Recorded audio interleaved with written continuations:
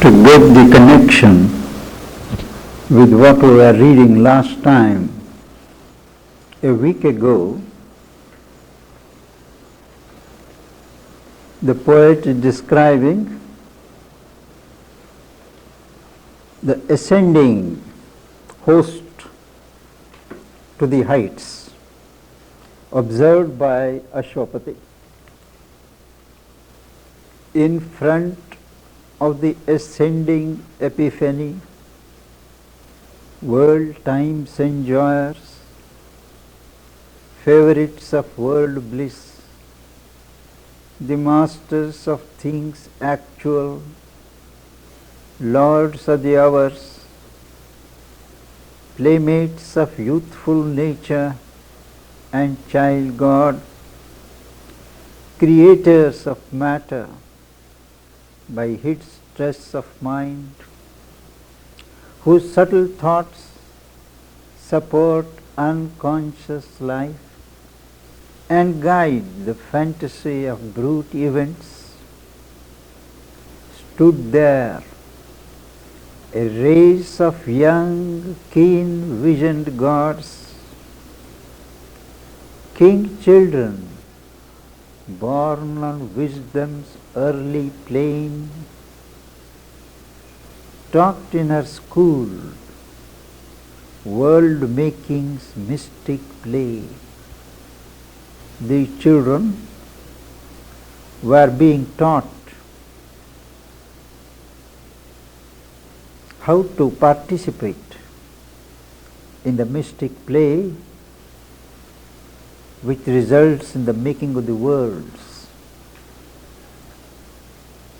Arch-masons of the eternal thaumaturge. Thaumaturge is the great magician, wonder worker, the creative spirit. And these gods are the chief masons working under his direction, molders and measurers of fragmented space.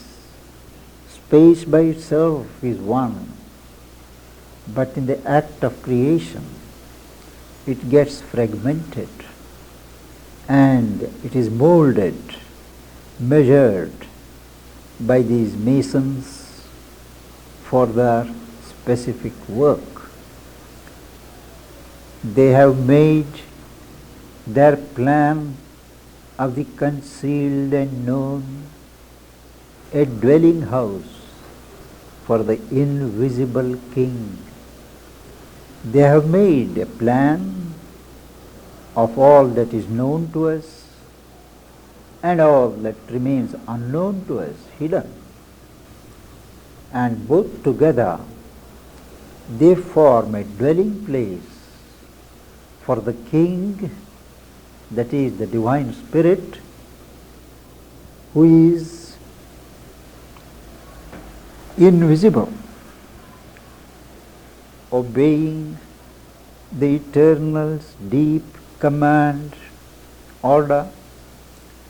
They have built in the material front of things this wide world kindergarten of young souls. Our whole world life, world existence is really a kindergarten for the young souls, child souls that are born on earth. They have to grow and learn the various planes that constitute this creation, form so many schools of experience. But this material world, earth-based, forms, so to say, the kindergarten, the infant classes, where the infant spirit learns through mind and sense. Infant spirit, the child soul, learns through the instrumentation of senses and of mind. to read the letters of the cosmic script. Cosmic script, all that is written in the cosmos, that is, the events, the forms and the movements. What do they mean? The infant spirit learns to interpret them, to understand them, and study the body of the cosmic self, anatomy of God as manifest in the universe, and search for the secret meaning of the whole. This world is not just a conglomeration of a million forms, million objects, but it is also a whole. And the secret meaning of the whole is what the young souls search for. To all that spirit conceives, they give a mold. The creative spirit conceives of what is to be done, releases certain forces, but it is these formative gods who give a mold in which these energies flow and take form, persuading nature into visible moods. Nature by herself is mostly secret,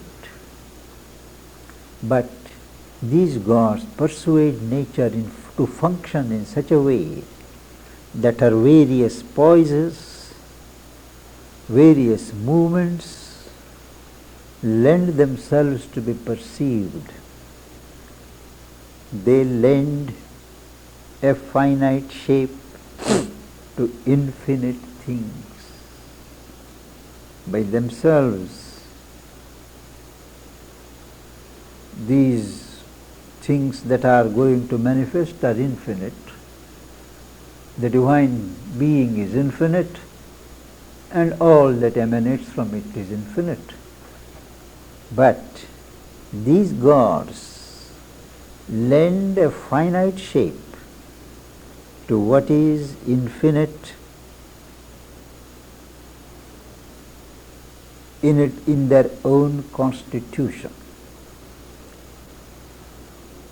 Each power that leaps from the unmanifest, leaving the largeness of the eternal peace, each power carrying the command of God, the will of God that emanates, that leaps from what is unmanifest so far, and in leaping it leaves the largeness of the eternal peace. The peace is normally in the hemisphere that is unmanifest. Once you enter into the field of manifestation, there is not that peace, not that vastness. And these powers, they seized, the gods seized and held by their precision eye, by their eye which holds precise forms, precise outlines. They seize their powers, give them a shape, and made a figurant in the cosmic dance, made them participates in the choir, in the company that does the cosmic dance. Figurant is a player who always works in groups, not in solo. So each power that leaps from the bosom of the unmanifest, they seize, give it a precise shape and mission, and make it a participant in the company that plays the cosmic dance on the world stage. its free caprice, they bound by rhythmic laws. Each power that comes has freedom in itself, freedom to exercise its will as it chooses. But these gods bind it by rhythmic laws, certain processes of truth, which are certainly not chaotic, but rhythmic, and compelled to accept its posture and its line. These free powers are compelled by these formative gods to accept the posture that is given, the line of movement that is offered in the wizardry of an ordered universe. This universe is an order. There is no room for caprice. All are rhythmic laws, and even the power which is free to exercise its freedom is compelled to participate in the wizardry, in the magic processes of an ordered universe. The all-containing was contained in form. What contains everything is now contained in form. What is formless is held in form. Oneness was carved into units measurable. Oneness, out of oneness were carved a number of units, finite units. The limitless built into a cosmic sum. What was one, what was infinite, what was boundless, was now built into a cosmos which represented the sum total of innumerable units. Unending space was beaten into a curve for the sake of manifestation. A lineless and a boundless space was molded, beaten into shape, into a curve, not a straight line, but a curve. Indivisible time into small minutes cut, time that is inherently indivisible was cut into so many seconds and minutes. The infinitesimal masked the smallest unit, the smallest formation of the infinite was compressed together to form an atom, to form a molecule, in order to keep secure the mystery of the formless cast into form. The formless has been molded into form, but there would always be a tendency for the form to split again and dissolve back into formlessness. So these powers take care to compress the smallest unit of each form into the utmost infinitesimal. So the infinitesimal is the junction between the form and the formless. Mother once explained, speaking of homeopathy, that their small, tiny, minute doses have a special significance in that they are bordering on the infinite. The smaller it is, the greater power it holds, and a little trick, it overflows into the infinite back. So it is the meeting point between what is finite and the infinite. That is the secret of the science of homeopathy. Intense power, potential, is compressed into the tiniest imaginable unit. We think it is small. What effect can it have? But it borders on the infinite, and so it has large, unguessed power. So he says here, the infinitesimal mass to keep secure the mystery of the formless cast into form. Invincibly their craft, their skill devised for use, the magic of sequent number and sign spell, the magic of numerology, successive numbers. Well, they contain a secret, they contain a process. So also the spell of sign, symbol. A symbol indicates something large, something different. But if that what is indicated is brought every time, things become unmanageable. So they have devised, nature has devised the system of signs. A line, a dot, a circle, significations of symbols. The magic of sequent number and sign spell designs miraculous potency, a design of a thing. Now a design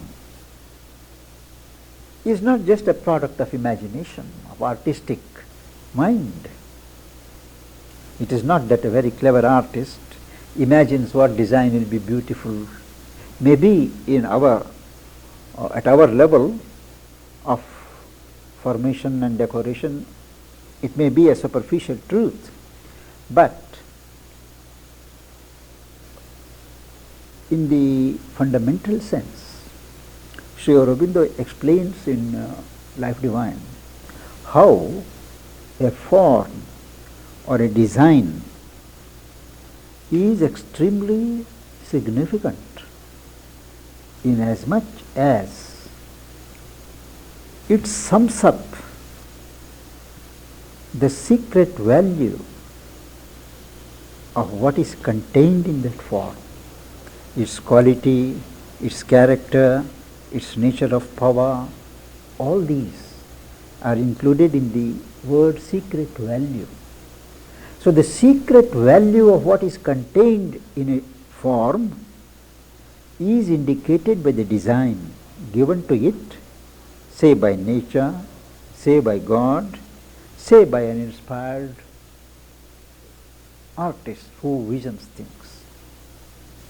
So a design in the true sense is an index of the truth or the value that is embodied in that object. So here, the magic of sequent number and sign spell designs miraculous potency. That is why a design generates certain vibrations which have a power of their own. It makes a deep impression on the beholder, and if a contact is established between the eye that beholds and the design that fronts the eye, there is an immediate communication of the power that is inside the form and the one who sees. Design's miraculous potency was caught, laden with beauty and significance.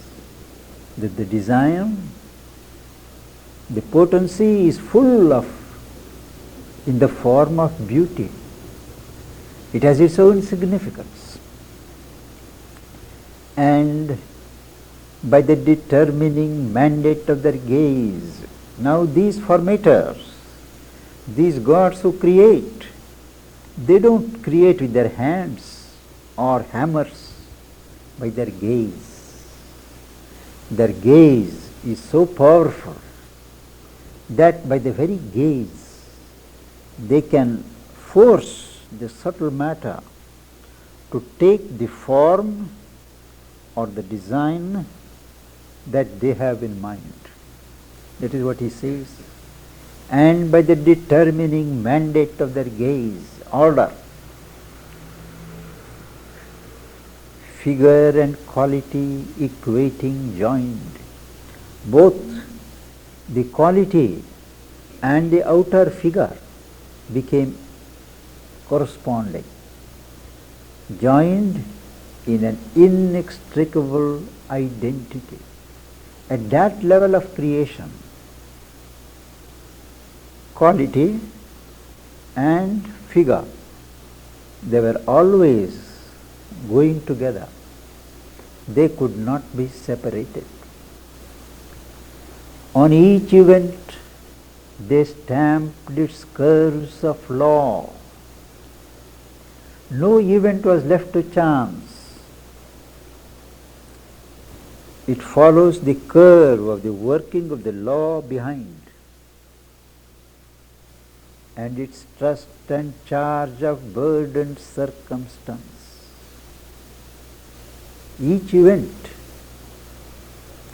carries a certain vibration, a charge of circumstance burdened with the intention of the gods.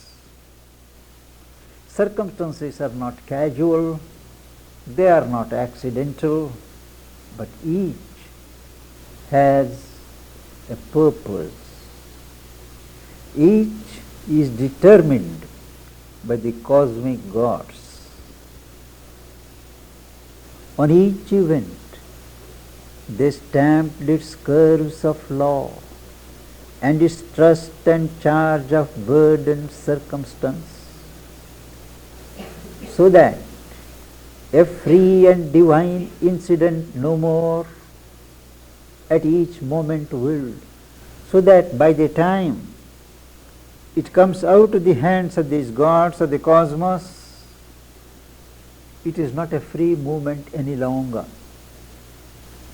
The gods have